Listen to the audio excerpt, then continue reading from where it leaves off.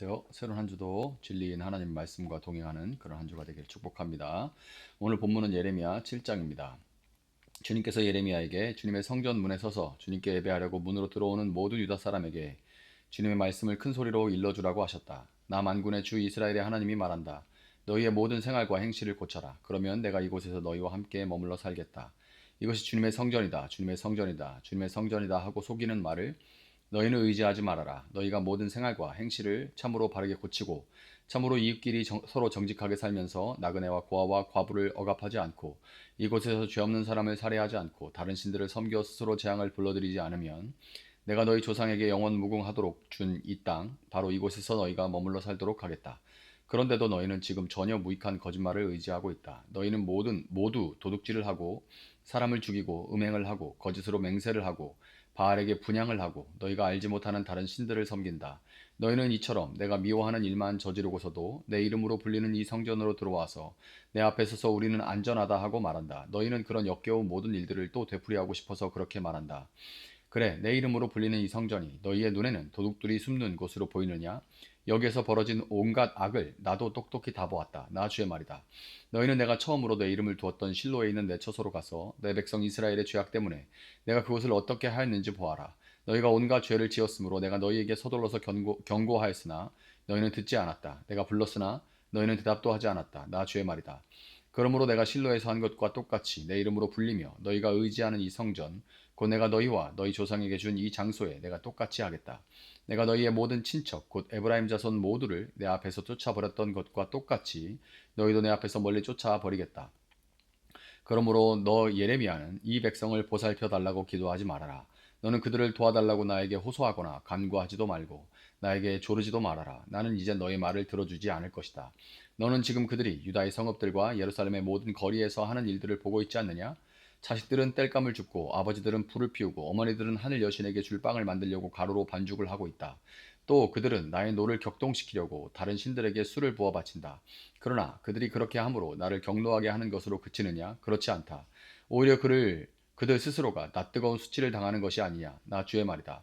그러므로 나 주 하나님이 말한다. 나의 무서운 분노가 바로 이 땅으로 쏟아져서 사람과 짐승과 들의 나무와 땅의 열매 위로 쏟아져서 꺼지지 않고 탈 것이다. 나 만군의 주 이스라엘의 하나님이 말한다. 내가 너희에게 받고 싶은 것은 제사가 아니다.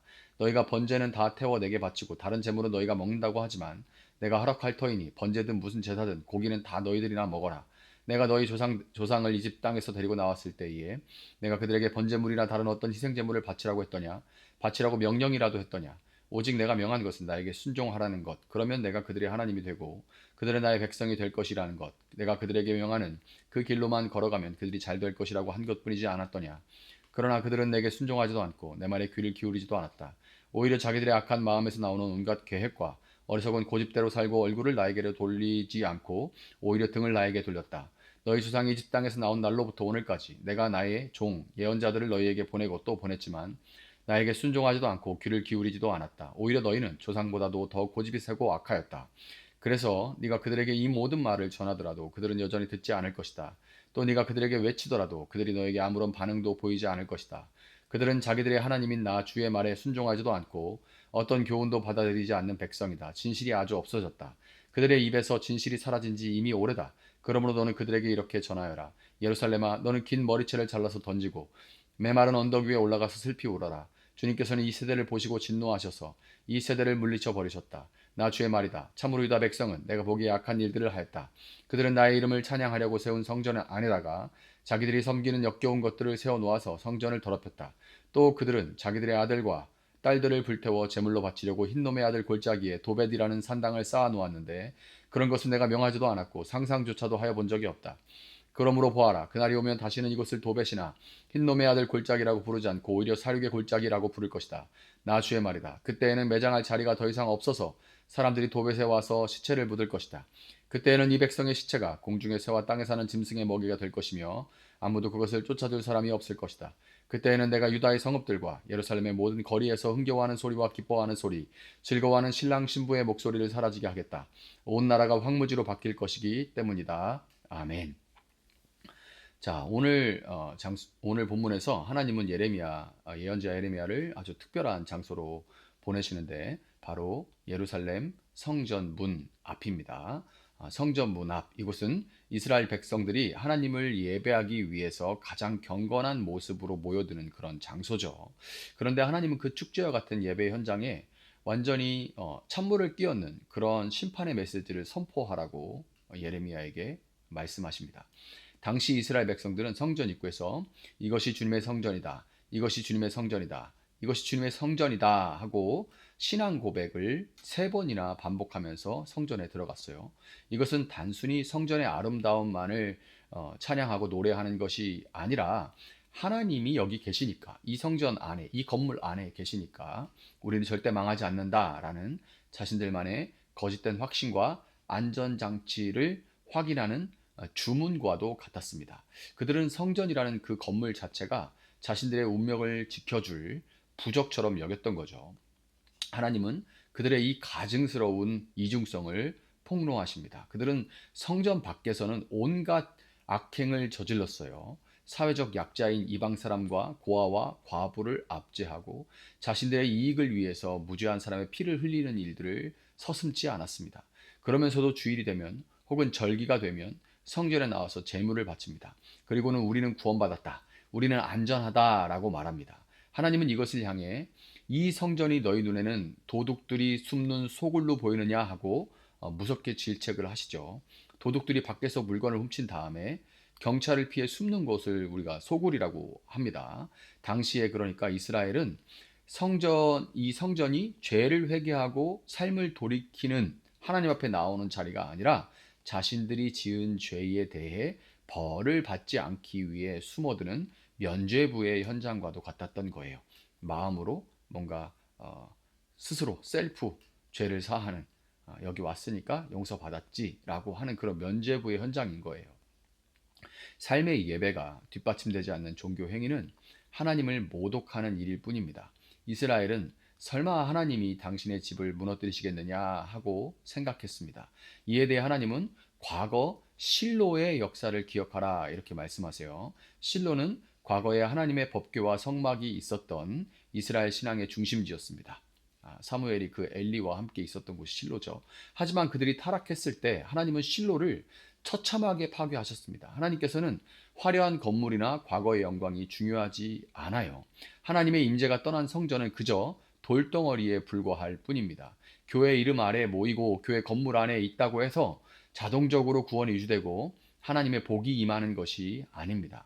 중요한 것은 오늘, 지금 이 순간 내가 하나님과 어떤 관계를 맺고 있는가, 그런 얘기예요. 그게 제일 중요합니다. 그러니까 가끔 우리가 농담 반 진담 반인 것 같은데, 예전에 쌓은 그 공덕이 많아서 젊었을 때 막 정말 기도 많이 쌓아 놔서 지금 내가 이제 먹고 살고 있다, 뭐 이런 얘기를 하는 분들이 있는데, 아닙니다. 지금 내가 하나님과 어떤 관계를 맺고 있는가가 가장 중요해요. 신앙은 과거의 헌신이나 내가 가진 직분으로 증명되는 것이 아니에요. 어제의 은혜로 오늘을 버티는 것이 아니라 이미 흘러간 물에는 손을 씻을 수 없습니다. 오늘 공급하시는 샘물, 새로운 은혜와 말씀 앞에 내가 어떻게 반응하고 있는가, 이것이 신앙의 본질입니다. 오늘 본문 21절부터 28절 사이에는 아주 가슴 아픈 통찰이 담겨 있죠. 이스라엘 백성들은 놀랍게도 단 한 번도 하나님을 완전히 떠난 적은 없습니다. 구약 성경 보세요. 완전히 여호와 하나님을 버린 적은 단 한 번도 없습니다. 그들은 여전히 번제를 드렸고 아침 저녁으로 상번제, 이 희생 제물을 드렸습니다. 바알과 아세라를 섬기면서도 여호와 하나님께 바치는 제사 드리는 것을 멈추지 않았던 거예요. 그들의 진짜 문제는 그러니까 하나님을 떠난 게 아니라 자기들 마음대로 섬긴 겁니다. 내가 원하는 방식, 내가 편한 시간, 내 욕망을 채워줄 수 있는 수준 안에서만 하나님을 이용했던 거예요.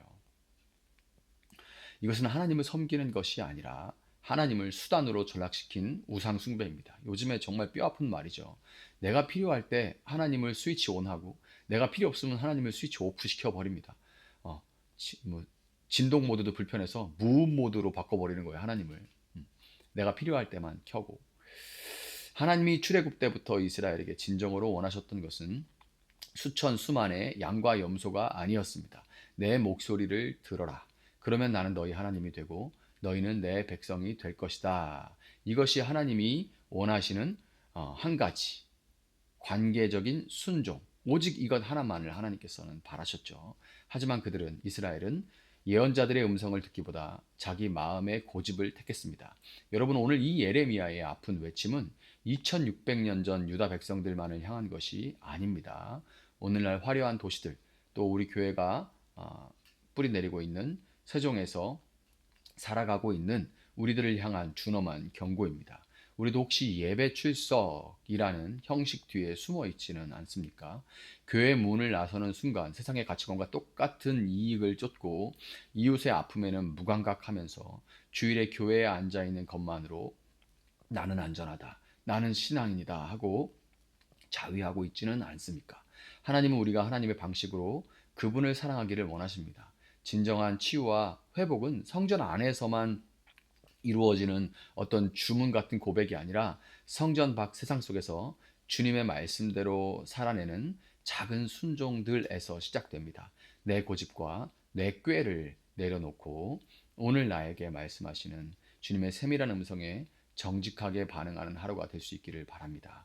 우리가 삶의 현장에서 정의를 행하고 긍휼을 베풀 때 우리가 머무는 그 자리가 더 이상 도둑의 소굴이 아니라 하나님의 영광이 머무는 거룩한 성전, 어느 곳에 있든지 그곳이 바로 성전이 될 것입니다. 오늘 하루 형식적인 종교인이 아니라 하나님의 사랑으로, 하나님의 사랑 안에서 하나님의 사람으로 승리하시기를 예수님의 이름으로 축복합니다. 잠시 기도하겠습니다. 사랑하시는 주님, 감사합니다. 주님, 신앙생활이라는 것이 과거에 흘러간 물에 손을 씻는 것과 같은 그런 우리의 모습일 때가 참 많습니다. 주님, 그냥 형식적으로 예배를 드리고 형식적으로 교회에 왔다 갔다 하면서